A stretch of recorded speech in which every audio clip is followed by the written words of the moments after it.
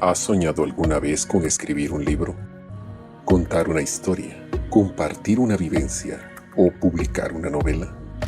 Descubre el potencial que hay en ti en el programa La Pluma del Colibrí, Escuela de Formación de Escritores, dirigido por el maestro Franco Sandoval, reconocido escritor guatemalteco, galardonado en España y Latinoamérica, quien te acompañará por el fascinante universo de la redacción literaria. Durante 5 meses estarás inmerso en un taller teórico práctico a través de la plataforma Forum Class, con videos, ejercicios, ejemplos y la constante tutoría para alcanzar tu reto creativo. Para mayor información, visita la página web de Pluma del Colibrí y forma parte de la comunidad a través de nuestras redes sociales. Inscríbete ahora y cautiva a tus lectores.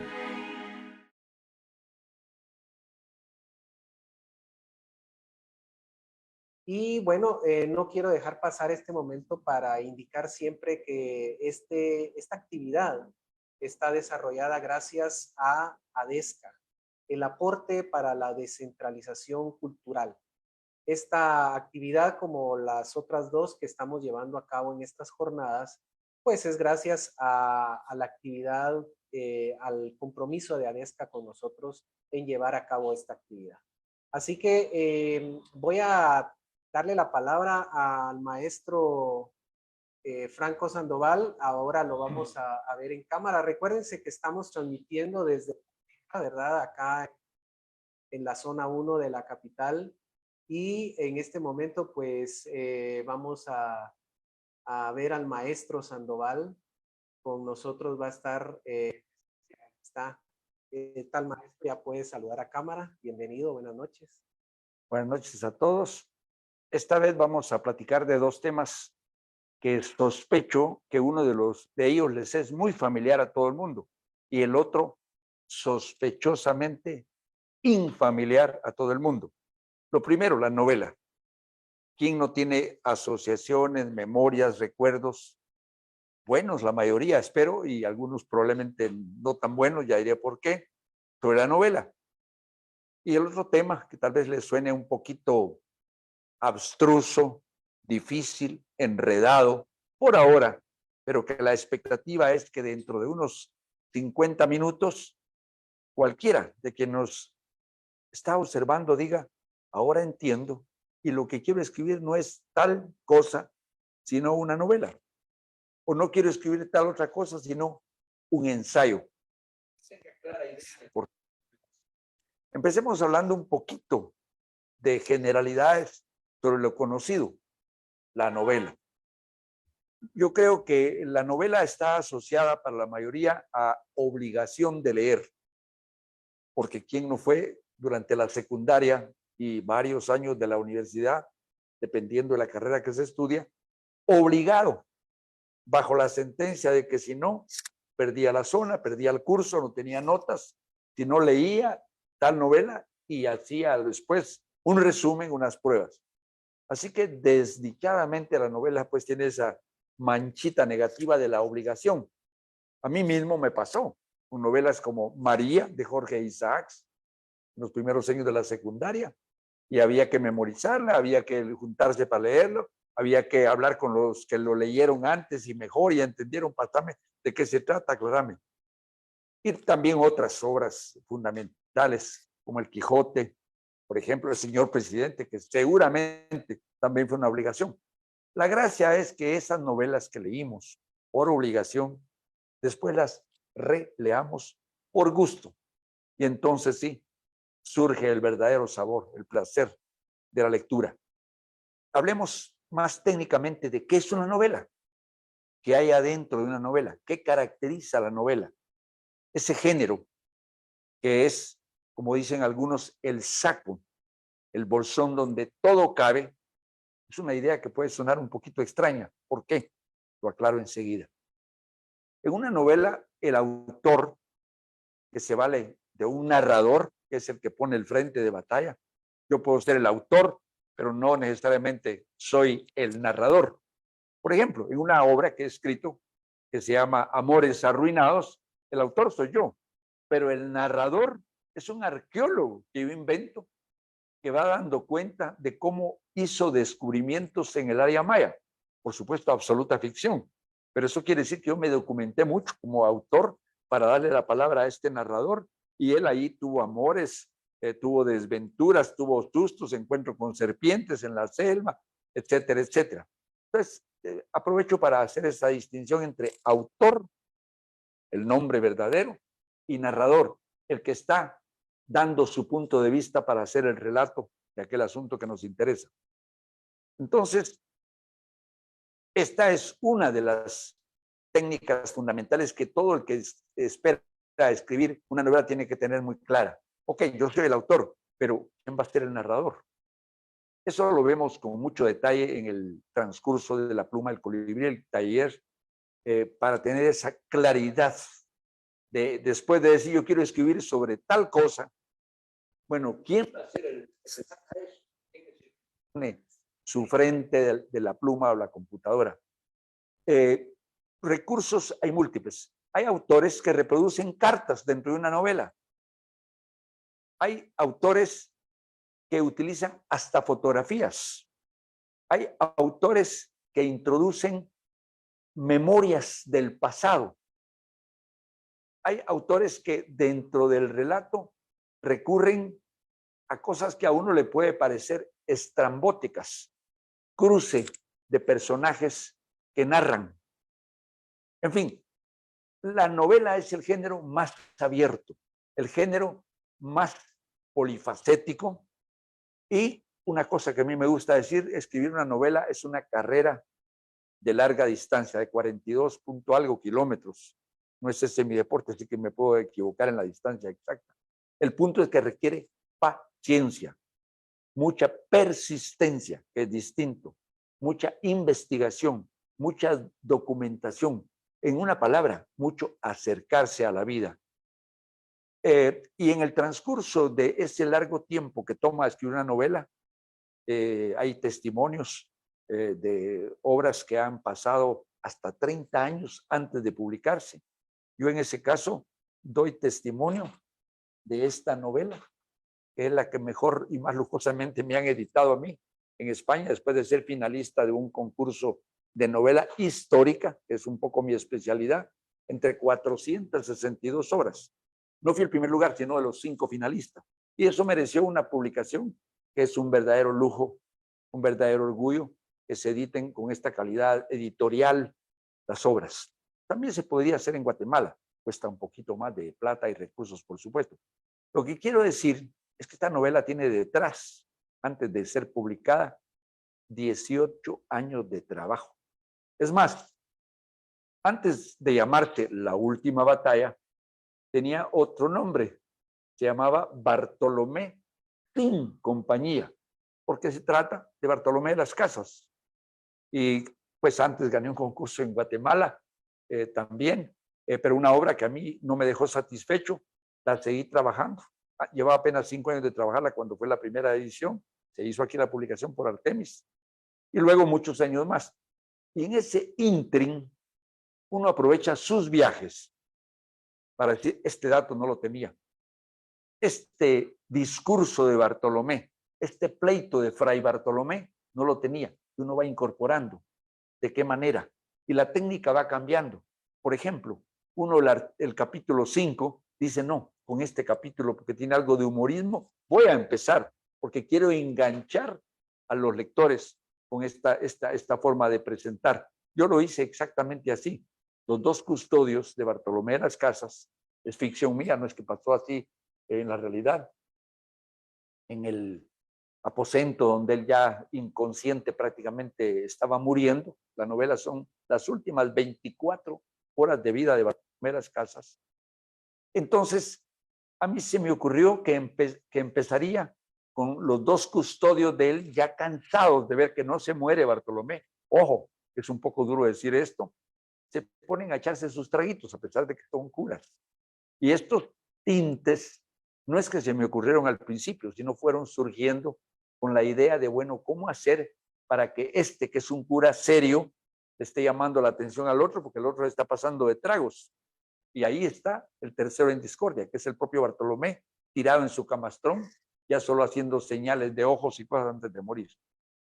Bueno, cierro con este pequeño ejemplo o testimonio de cómo es trabajar una novela de largo aliento. Particularmente la novela histórica requiere mucho más trabajo.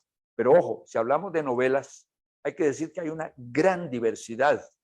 Hay novelas bucólicas o de paisaje, hay novelas de aventuras, que son las que particularmente a los jóvenes tanto les atraen, porque hay un reto, hay un riesgo, yo me identifico con los chavitos, podríamos decir, que están corriendo esta aventura, y eso también ayuda al propósito de una obra que motive, que enganche. Hay obras picarescas, el Lazarillo de Tormes es un buen ejemplo, donde hay mucha picardía, mucha hilvanación de curiosidades y de secretos que no se dicen a voces. En fin, la gama de la novela no la tiene ningún otro género. De manera que cuando uno dice voy a escribir una novela, tiene que ponerse a reflexionar antes qué tipo de novela, qué tipo de personaje fundamental va a presidir esta obra. Y con esa pregunta respondiéndose, hay mucho tiempo. ¿Cómo se va a vestir? ¿Cómo va a hablar? ¿Qué historia tiene? ¿Qué relaciones tiene? Pero sobre todo, ¿qué motivaciones lo impulsan? ¿Para qué acciones? Porque la novela es esto, es acción. No son pensamientos, aunque también puede haber pensamiento, porque nada está desterrado en la novela. Pero ¿qué acciones lo impulsan para que en determinado momento el personaje principal o los tengan un gran obstáculo, un gran impedimento para la acción? Y en ese momento, ¿qué sucede? Tenemos una gran tensión. ¿Lo matan o no lo matan? ¿Se muere o no se muere?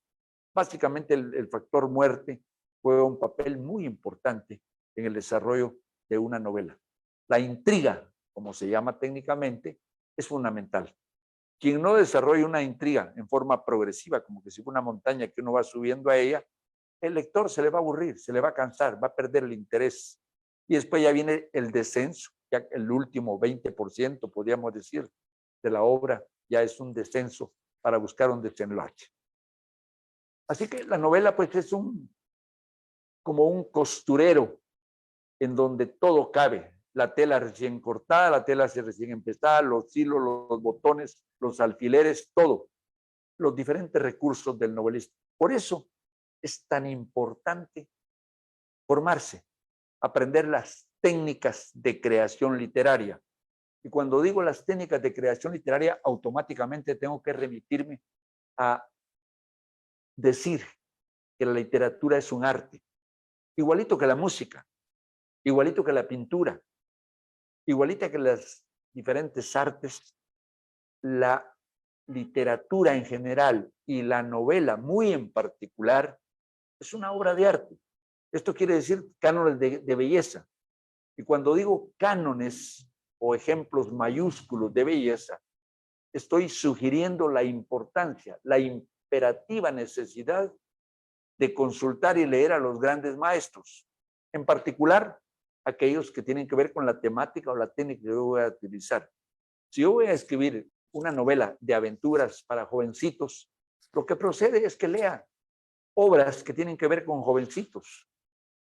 Y esto abunda en nuestro momento actual, pero también desde mucho tiempo atrás. La picaresca que antes mencionaba está muy asociada a lo juvenil, a la aventura entre muchachos, que tienen que ver con una pasión que todos sabemos que es importante, el amor. La conquista no lo conquista. María, de Jorge Isaacs, que mencionaba al principio, es eso. ¿Hay conquista o no hay conquista? De me parece Jorge, creo que se llamaba, bueno, María es el personaje principal. Pero digo que la novela juvenil tiene una verdadera importancia.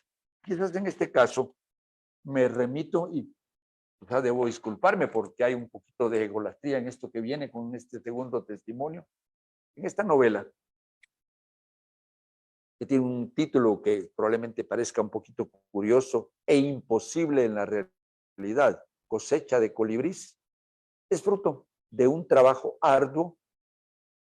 ¿Y por qué cosechar colibrís? Se pregunta uno. Bueno, aquí lo que hay es un desafío al lector desde el título mismo. para que diga, bueno, ¿qué onda? Como dicen los muchachos ahora, ¿verdad? ¿Cómo es hecho que los colibríes se pueden cosechar? Pues en la realidad no se pueden cosechar, en la ficción sí. Y ojo, la novela fundamentalmente es ficción, imaginación, creatividad, argucias retóricas de un escritor.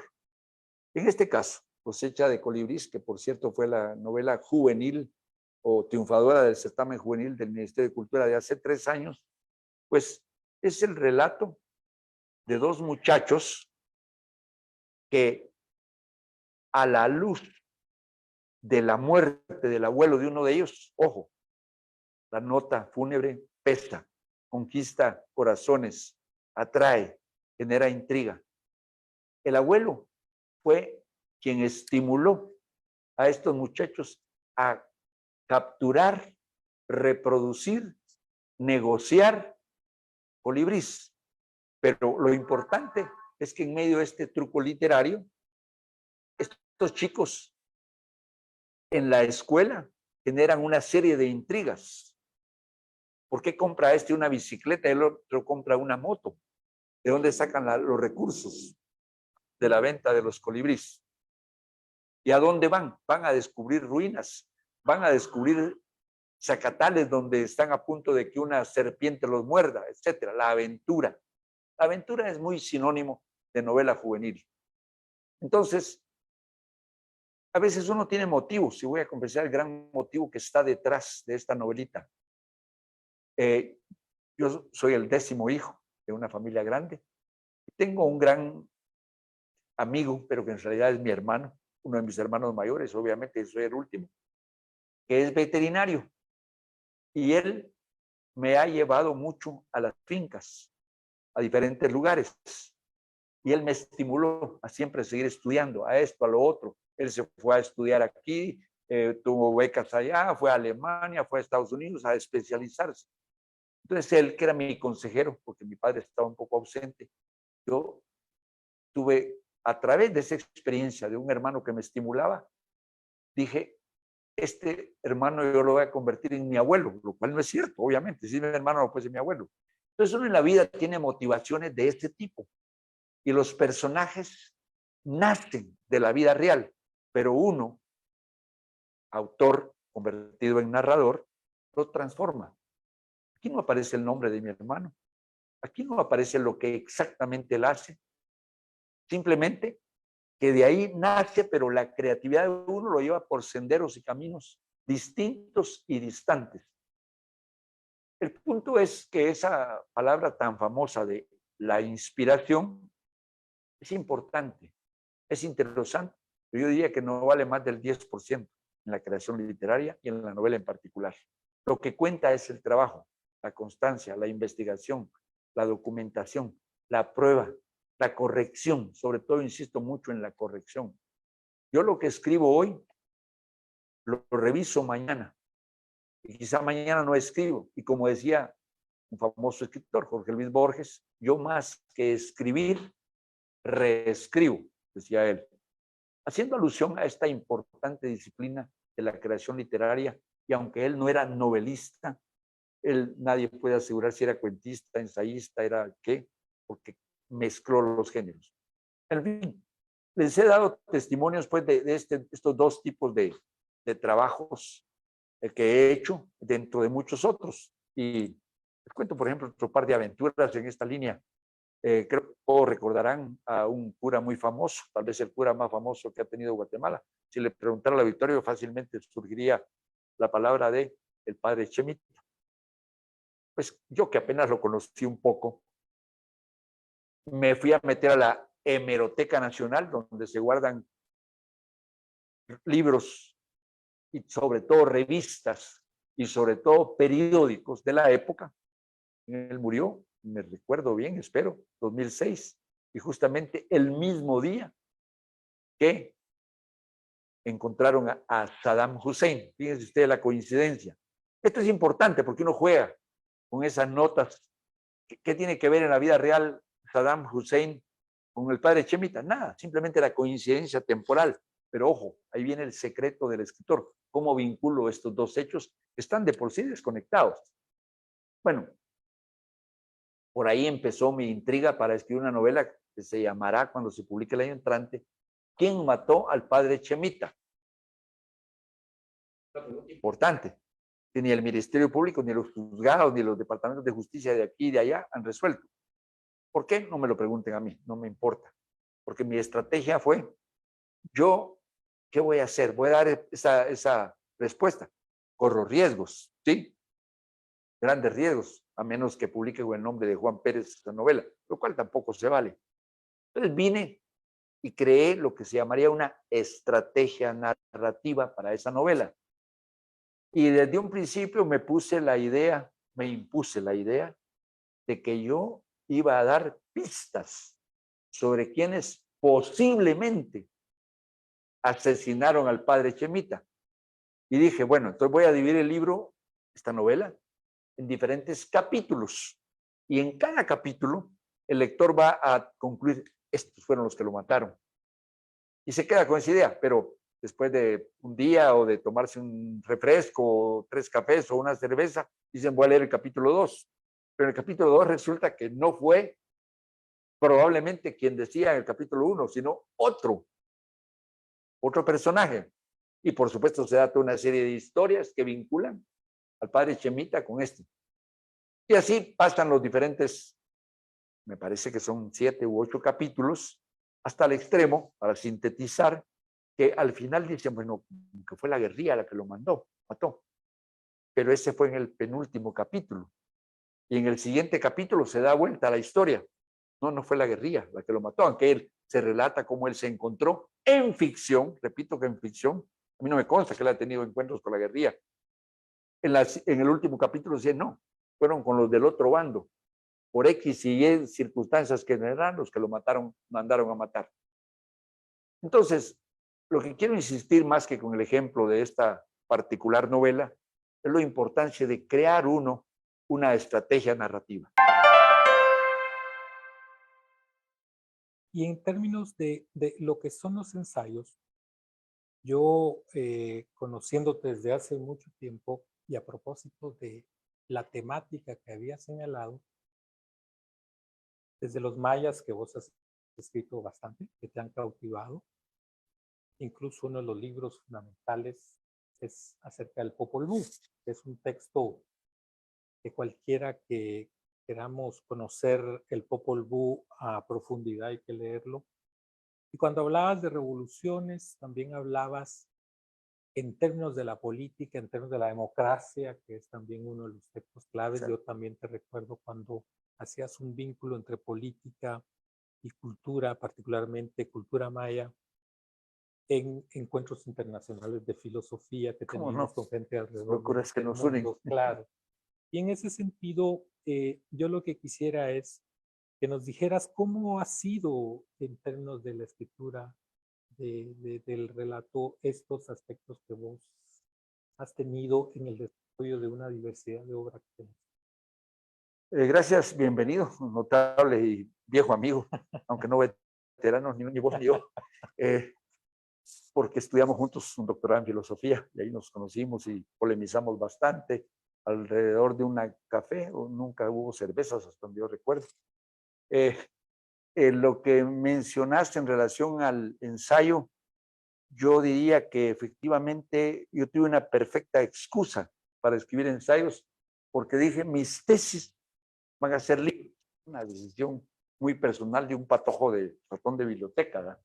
Entonces, cuando tomé esa decisión ya con mi segunda carrera, que fue justamente el libro que estás mencionando, 17 meses de trabajo para escribir una tesis de licenciatura. Yo quisiera preguntarles a los muchachos de este tiempo si tienen el coraje, la voluntad y a los maestros de guiar para hacer trabajos serios, de verdadera investigación durante 17 meses y contacto con el apoyo de una amiga que como yo soy más oral y tengo pésima letra, porque también hice 7 meses de periodismo, arruiné mi letra. Entonces yo le dictaba a ella y ella cariñosamente después se quedaba el trabajo a pasarme lo que yo dictaba, cassette en aquel tiempo, pasármelo en escrito. El ensayo yo diría que es sinónimo de polémica. es sinónimo de punto de vista claro, es sinónimo de ponerse los guantes para defender una idea, presentar y defender una idea. En este caso, pues el concepto de cosmovisión, que es ahora muy conocido, pero tiempo era prácticamente desconocido y se hablaba mucho de ideología, tal vez te recordás. Yo dije, no, lo que hay detrás del Popol Vuh y de la cosmovisión maya no es una ideología, porque ideología es un término muy político y muy moderno. Yo nunca me sentí cómodo. La revisión teórica, en consecuencia, es fundamental. Pensar si las palabras se usan solo por fregar la pita, como muchas veces, o son ideas, conceptos, como es lo que buscamos los que nos hemos acercado un poquito a la filosofía.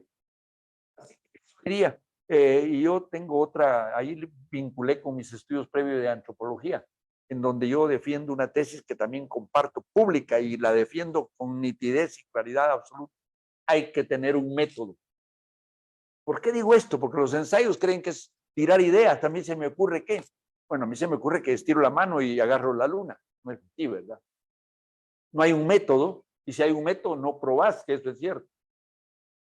Franco, has hablado varios aspectos con respecto a qué consejos das en relación a la novela.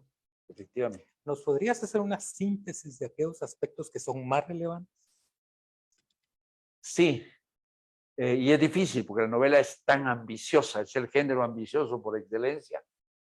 Pero yo diría que si alguien quiere escribir una novela, como 3 o 4 ideas tiene que tomar antes de empezar a poner la pluma.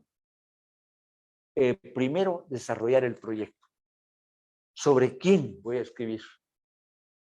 Otra pregunta mucho más importante es, ¿qué técnica voy a utilizar? ¿Qué personaje va a ser el narrador? Porque yo soy el autor, pero ¿quién la va a narrar? Puede ser un amigo del personaje principal, puede ser un enemigo del personaje principal, puede ser un niño que mira al adulto. Entonces, el punto de vista, que es algo de yo diría de los aspectos más descuidados del escritor, definir quién va a ser el narrador es fundamental.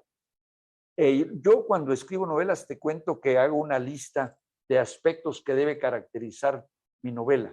Por ejemplo, una cosa que parecerá curiosa, yo tengo que tener una puntada de humorismo en cada capítulo de la novela. Entonces me voy autochequeando. En el capítulo 1, bueno, ¿qué puntada de humorismo puse? No tengo, aquí hay algo falla. Tengo que tener algo que sea un diálogo ameno. Tengo diálogo en este capítulo, sino generación de diálogos. ¿Por qué? Porque el diálogo le da dinamismo, como saltos de marcha forzada a la novela. Tercero o siguiente, ¿qué acción desarrollo acá? Y en este capítulo, ¿cuál es la acción importante? ¿Se suicida el fulano? Ok, estoy bien. En fin, estos son ejemplos de los cuidados técnicos de la preparación y luego la inspección o evaluación que uno mismo se hace de la novela. Pero para darte algunos de los pocos cuidados que creo que hay que cuidar, y como escritor vos también estarás familiarizado con esto. Gracias, Franco. Y de hecho, nosotros tenemos dos aspectos la noche de hoy, y es la novela, narrativa, como también el ensayo. Exactamente. Y ya nos diste, digamos, un desarrollo amplio de la novela y estos aspectos que resumen. Para entrar a lo que es la parte del relato, yo quisiera que procedamos al revés. Ok. Y que establezcamos qué ensayo vos podrías decir que es un ejemplo y que nos pudieras dar efectivamente, digamos, algunos aspectos que te han llamado la atención con relación a alguien o a un relato en específico. Sí, me pones un dilema porque he leído varios ensayos, pero como decís, uno que me haya impactado, pero tal vez no solo a mí, sino al mundo. Yo te diría que un ensayo que se escribió hace como 5 años de Yuval Harari, que es un judío del otro equipo, como dice la gente, por cierto, eso no importa. Lo importante es que su ensayo, que se ha difundido y por lo menos traducido a unos 30 idiomas, diría yo, se llama 21 lecciones para el siglo XXI. 21 lecciones para el siglo XXI. Entonces uno dice, bueno, el siglo XXI es un siglo dinámico. ¿Qué aprendo de este libro? Y lo leí con mucho cuidado, 2 veces. Creo que una lectura de algo que a uno le interesa profundizar. La primera es para dar una pasada, tal vez con lectura rápida, y la segunda para llevar notas, sacar notas, y en mi caso incluso para contradecirle a Yuval Harari, porque a mí me impresionó mucho, porque yo en ese momento ya venía trabajando desde hace 15 años un ensayo propio que se va a llamar Lecciones de los mayas para el siglo XXI. No 21 lecciones como dice Yuval Harari, sino lecciones de los mayas en general para lecciones de los mayas para este mundo del siglo XXI. Entonces yo dije, uy, ya me ganaron la partida. Yo lo fui anotando y fíjate que cuando uno lee un ensayo con cuidado, lo primero que tiene que ver es si el título es correcto y pertinente. Y resulta que lo que él llama, Harari, lecciones no son lecciones, son consideraciones alrededor de cómo es la vida en el siglo XXI. Entonces yo entré iba con los guantes puestos. Pero quitando esto que me creó reservas, yo te diría que a todo el mundo le recomiendo ese libro porque te da una pista de cómo la naturaleza humana está siendo modificada significativamente a partir de las revoluciones no armadas, sino a revoluciones tecnológicas. Y él, con la ventaja de que es historiador, apunta de cómo este momento es una aceleración en relación a los 20 siglos anteriores. Así que con eso te doy un ejemplo de un notable ensayo de nuestro tiempo. De hecho, Franco, yo recuerdo que en el texto de Popol Vuh había mucha influencia del estructuralismo. Ya con la parte de democracia hay un cambio definitivamente también por las temporalidades. Pero esto, digamos, a lo que me conduce, como es también una parte que todo el mundo está interesado de cómo poder escribir relato. La pregunta es, ¿cuáles son los grandes consejos que darías para la escritura de un relato? Porque, por ejemplo, vos señalabas la defensa, que es ya la posición cuando vos has fijado, estás escribiendo, pero hay también una especie de diálogo con autores, por lo que yo veo también en tu obra. No solo es la defensa por sí misma, sino también hay un diálogo. Y en ese sentido, más bien lo que me remite es, ¿cuáles son esos aspectos fundamentales que vos le dirías a alguien que ha estado en la posición nuestra que debe escribir? ¿Qué consejos le das? ¿Qué aspectos como sí? Sí, bueno, tocaste un punto verdaderamente importante, el diálogo con otros autores, que no es un diálogo oral, sino es un diálogo por escrito, un diálogo de revisión de lo que ellos han dicho. Y efectivamente te agradezco mucho la referencia al diálogo, porque en esta que es una de mis tesis de doctorado en sociología política, justamente que es sobre la democracia, yo lo primero que hice fue revisar como unos 40 autores que habían dicho sobre la democracia. ¿Sí? Y me encontré con la tremenda sorpresa, chequéenlo por favor, no me crean, de que todo el mundo le echa lo que yo le llamo bendiciones a la democracia, incluyendo los grandes académicos de universidades norteamericanas, de la Universidad de Harvard en concreto. Y dije, bueno, ¿qué dicen los autores? Por supuesto que me había ido antes a Aristóteles y Platón, ¿qué decían? Y Rousseau, el famoso también teórico de la democracia. Y así tomé, por lo menos para redondear la cifra, una veintena de autores y los cito. Yo recomiendo la cita tal cual. ¿Qué dicen?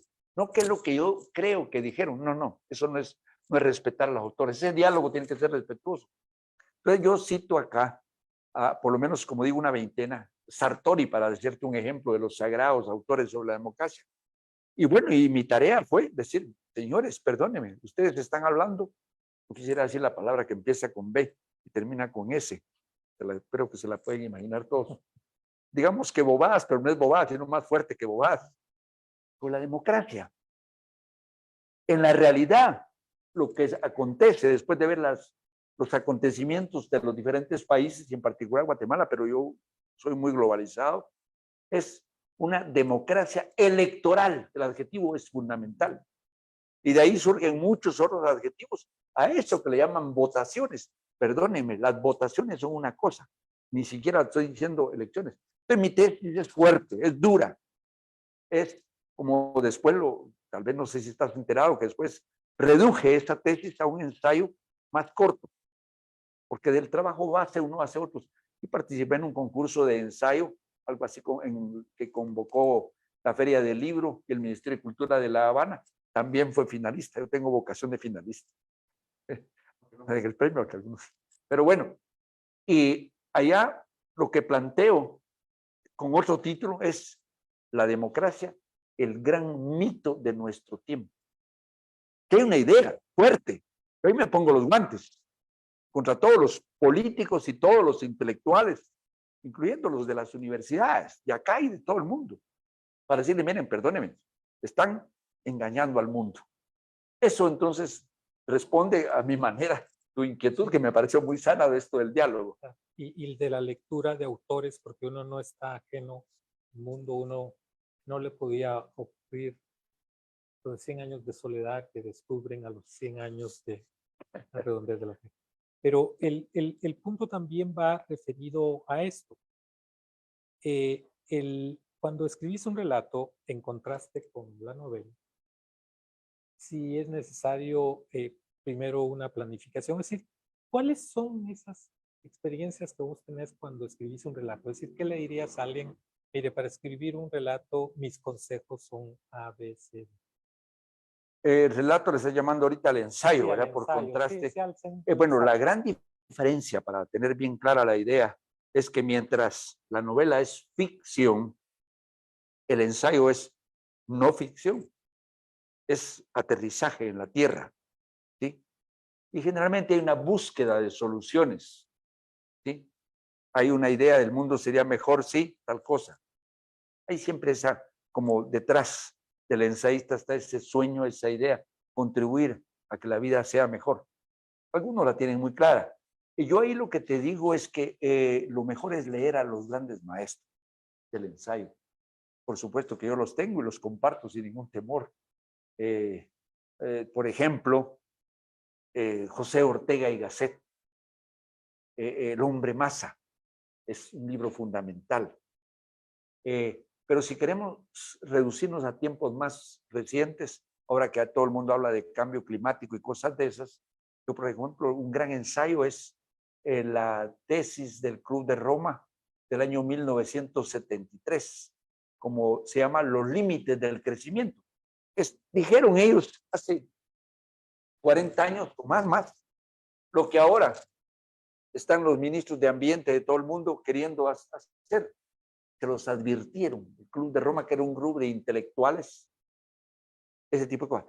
Entonces, leer a los maestros del ensayo, eso te diría yo.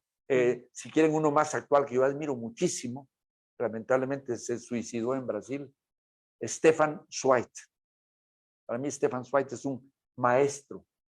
El mundo de ayer, un ensayo categórico que se publicó póstumo, ya lo tenía él totalmente elaborado, pero cuando vio que la Segunda Guerra Mundial no tenía chapuz, el año 43, solo tenía que haberse esperado un par de años más para ver que no pasaba lo que él temía, se suicidó. De un ensayo, sí. Y en términos de lo que son los ensayos, yo conociéndote desde hace mucho tiempo y a propósito de la temática que había señalado, desde los mayas que vos has escrito bastante, que te han cautivado, incluso uno de los libros fundamentales es acerca del Popol Vuh, que es un texto que cualquiera que queramos conocer el Popol Vuh a profundidad hay que leerlo. Y cuando hablabas de revoluciones, también hablabas en términos de la política, en términos de la democracia, que es también uno de los textos claves. Yo también te recuerdo cuando hacías un vínculo entre política y cultura, particularmente cultura maya. en encuentros internacionales de filosofía que ¿Cómo tenemos no? con gente alrededor Locuras que del nos unen. mundo, claro. Y en ese sentido, yo lo que quisiera es que nos dijeras cómo ha sido en términos de la escritura del relato estos aspectos que vos has tenido en el desarrollo de una diversidad de obras que tenés. Gracias, bienvenido, notable y viejo amigo, aunque no veteranos, ni vos ni yo, porque estudiamos juntos un doctorado en filosofía y ahí nos conocimos y polemizamos bastante alrededor de un café, o nunca hubo cervezas hasta donde yo recuerdo. Lo que mencionaste en relación al ensayo, yo diría que efectivamente yo tuve una perfecta excusa para escribir ensayos, porque dije, mis tesis van a ser libros, una decisión muy personal de un patojo de ratón de biblioteca, ¿verdad?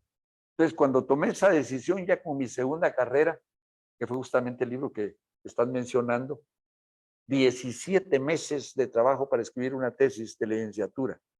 Yo quisiera preguntarles a los muchachos de este tiempo si tienen el coraje, la voluntad y a los maestros de guiar para hacer trabajos serios, de verdadera investigación durante 17 meses y contacto con el apoyo de una amiga que como yo soy más oral y tengo pésima letra, porque también hice 7 meses de periodismo, arruiné mi letra.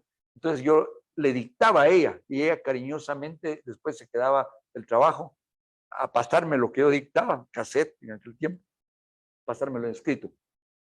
El ensayo yo diría que es sinónimo de polémica, es sinónimo de punto de vista claro, es sinónimo de ponerse los guantes para defender una idea, presentar y defender una idea. En este caso, pues el concepto de cosmovisión, que es ahora muy conocido, pero tiempo era prácticamente desconocido y se hablaba mucho de ideología, tal vez te recordás. Yo dije, no, lo que hay detrás del Popol Vuh y de la cosmovisión maya no es una ideología, porque ideología es un término muy político y muy moderno.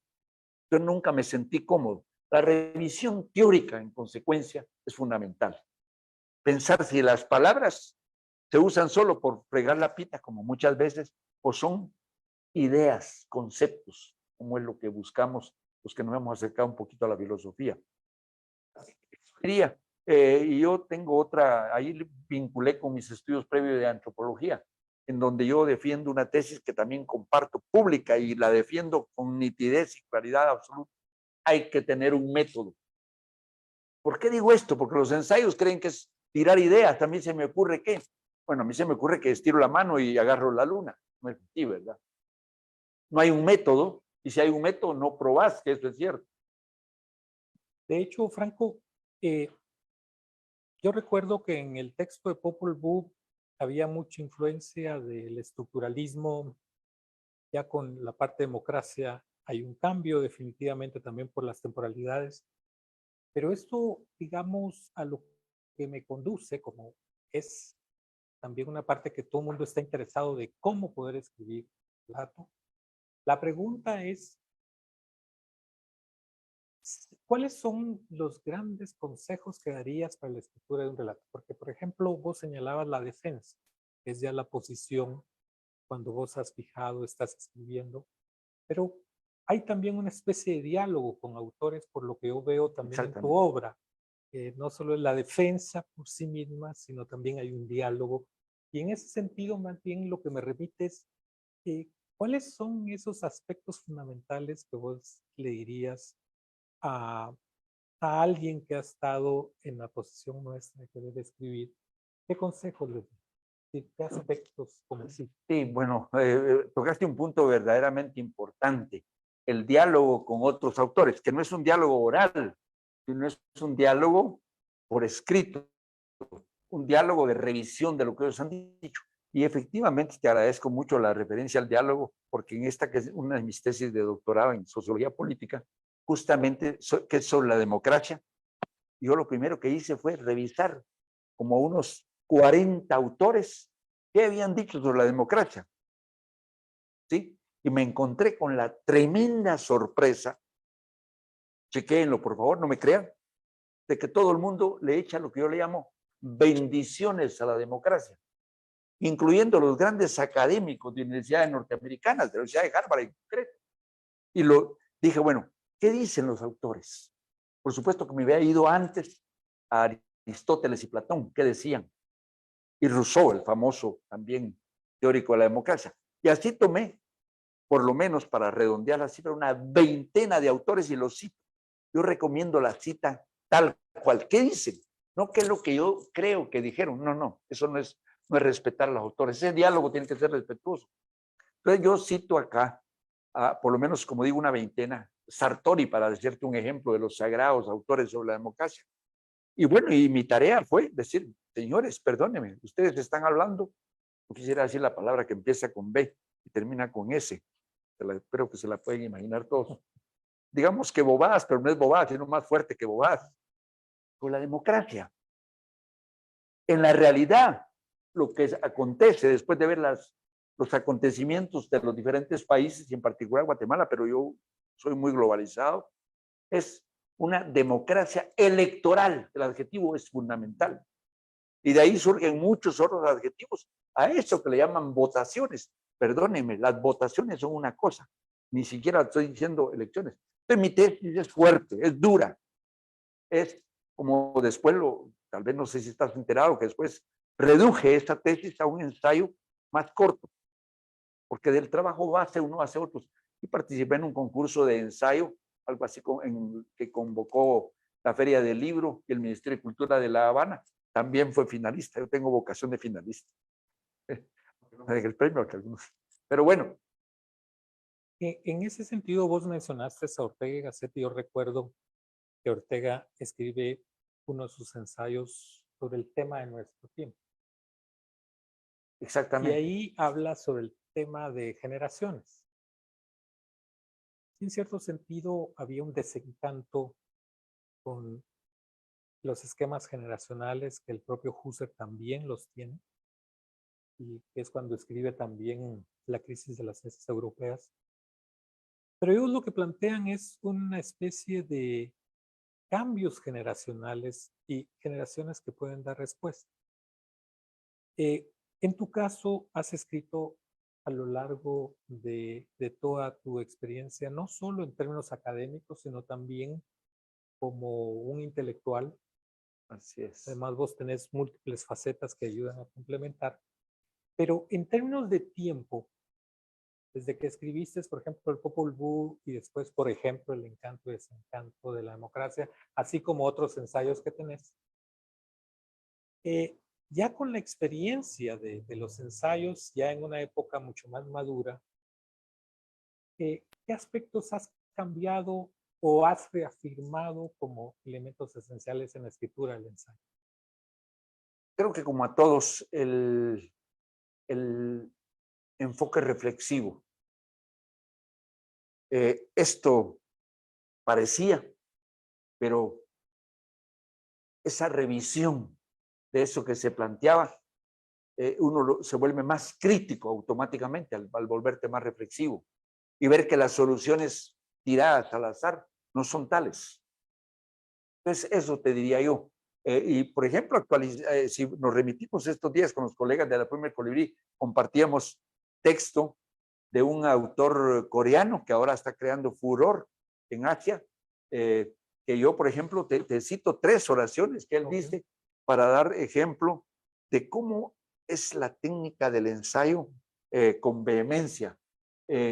Son 3, voy a hacer enunciado y luego un breve comentario. Dice él, el neoliberalismo es un capitalismo del me gusta.